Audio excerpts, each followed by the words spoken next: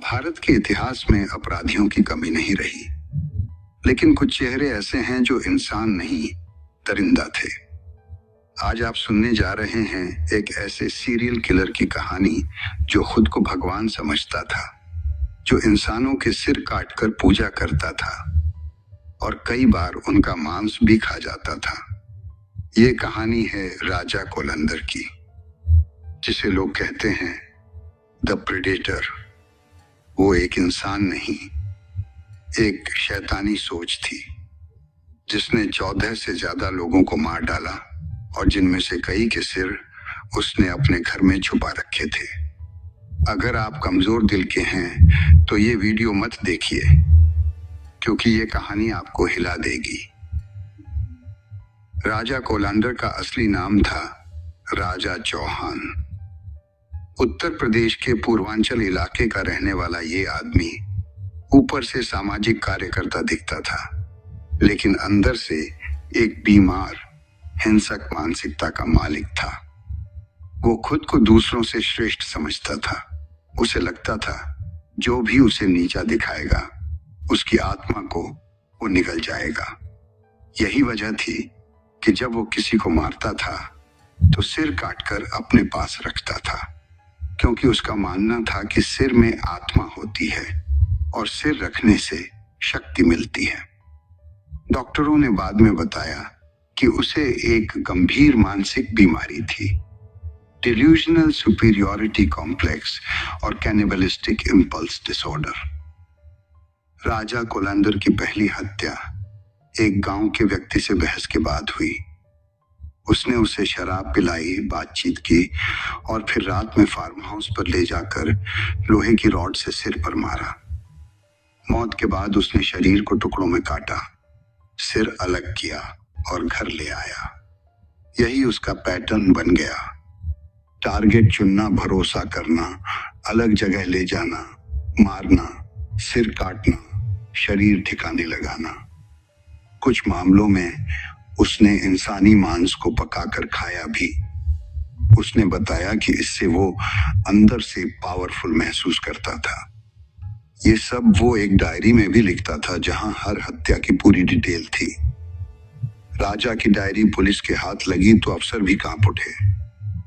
Diary में लिखा था, आज उसे मार दिया, सिर अलग किया, खून ताजगी से भरा था, पूजा में शक्ति महसूस हुई। उसमें नाम, तारीख और यहां तक कि किस वक्त हत्या की सब डिटेल्स थी। इस डायरी में 14 से ज्यादा लोगों की मौत दर्ज थी, लेकिन माना जाता है कि कुल गिनती 20 से ऊपर थी, क्योंकि कई केस आज भी अनसुलझे हैं और राजा ने बाय कबूल नहीं किया। 14 दिसंबर 2000 दीवान सिंह यादव अचानक लापता हो जाते हैं। कुछ दिनों बाद उनकी कार जली हुई हालत में मिलती है और उसमें मिलता है एक कटे हुए सिर का हिस्सा। पुलिस ने शक के आधार पर दीवांस के करीबी लोगों की जांच की और सामने आया नाम विजय शंकर, जो राजा कोलंदर का साला था। विजय और राजा दोनों को पुलिस ने उठाया और तब खुला एक दरिंदगी से भरा सच। पूछताछ में राजा ने कहा, हाँ, मैंने मारा, उसे भी और बाकी 14 को भी। पुलिस जब हैरान रह गई तो उसने अगला झटका दिया, उनके सिर मेरे पास थे, पूजा के कमरे में, ताकत मिलती है। राजा ने कहा कि वो इंसानों की हत्या नहीं करता, बल्कि शुद्धिकरण करता है। वो हर हत्या के बाद अपने शरीर को नहाता था, पूजा करता था और खोपड़ी को अपने कमरे में रखता था। उसे कोई अफसोस नहीं था, कोई पछतावा नहीं। उसने कहा, मुझे कोई दुख नहीं। राजा ने कहा कि वो इंसानों की हत्या नहीं करता, बल्कि शुद्धिकरण करता है। वो हर हत्या के बाद अपने शरीर को नहाता था, पूजा करता था और खोपड़ी को अपने कमरे में रखता था। उसे कोई अफसोस नहीं था, कोई पछतावा नहीं। उसने कहा, मुझे कोई दुख नहीं, जो मुझे टक्कर देगा वो मरेगा। जब पुलिस ने उसके फार्म हाउस की तलाशी ली, उन्हें हड्डियां, खोपड़ियां और कटी लाशों के निशान मिले।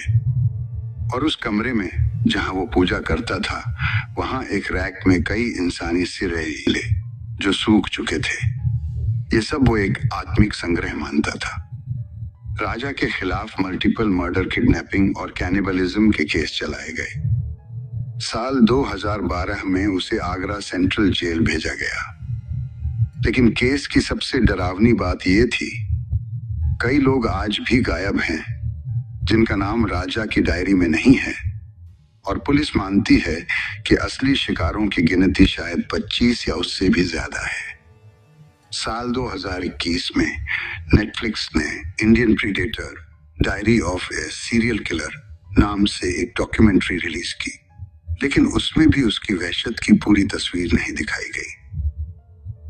राजा कोलैंडर एक ऐसा नाम जो भारत की क्राइम हिस्ट्री में हमेशा के लिए दर्ज हो चुका है।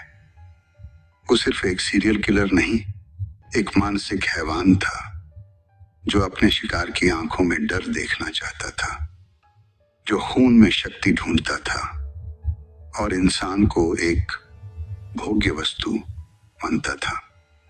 उसकी कहानी एक चेतावनी है कि राक्षस सिर्फ जंगल में नहीं होते, कई बार वो हमारे बीच में छुपे होते हैं, मुस्कुराते हुए, मदद करते हुए और अंदर ही अंदर शिकार ढूंढते हुए। अगर आपको ये सच्ची और डरावनी कहानी पसंद आई हो तो लाइक करें, कमेंट करें कि अगली कहानी किसकी सुननी है, और सब्सक्राइब करें चैनल को जहां हम लाते हैं डर की सबसे सच्ची कहानियां। मिलते हैं अगली बार एक और खौफनाक हकीकत के साथ।